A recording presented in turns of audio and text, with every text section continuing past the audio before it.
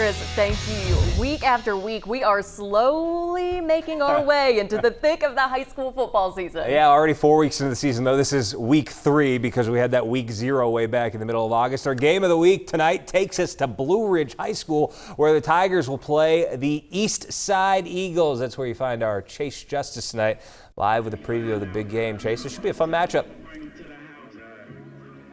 Hey, Mark, it's not often we make it up the road to Blue Ridge High School for a game of the week, but when you have an undefeated matchup against the East Side Eagles, it is just too good to pass up. Now, when talking about the East Side Eagles, head coach Dr. Andre Woolcock knows he finally has the horses needed to compete in one of the toughest regions in the entire state, and all the Eagles have done through the first 2 games of the year is show exactly that. This offense is as electric as they come. They score early, they score often, they score in bunches. They are averaging more than 56 points per game through the first 2 games of the season, dropping 51 and 62 in each of their contests. Senior quarterback Peyton Schrader is back leading the charge for the Eagles. Not only can he throw the ball around the yard, he doubles as the team's leading rusher with 7 total touchdowns to his name and averaging more than 14 yards per pop on the ground. If you want to stop the Eagles, it starts with limiting Schrader as well as their star running back, Kalen Durham.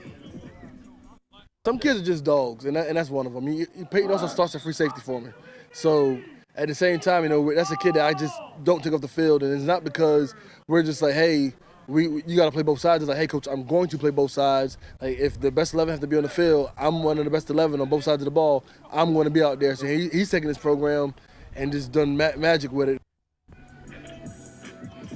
Now, this Eagles defense is much improved in 2025. They've given up just 14 total points this season, and if they can limit Blue Ridge's rushing attack, it should bode well for the Eagles in a game where they should have the more talented team, at least on paper, but everybody knows that's only half the battle we should be in for a great matchup right here in the Tiger Den. I'll have more coverage coming your way at 6 and later on at 6 Sports, but until then, reporting live in Greer, I'm Chase Justice, WIFF News 4 Sports.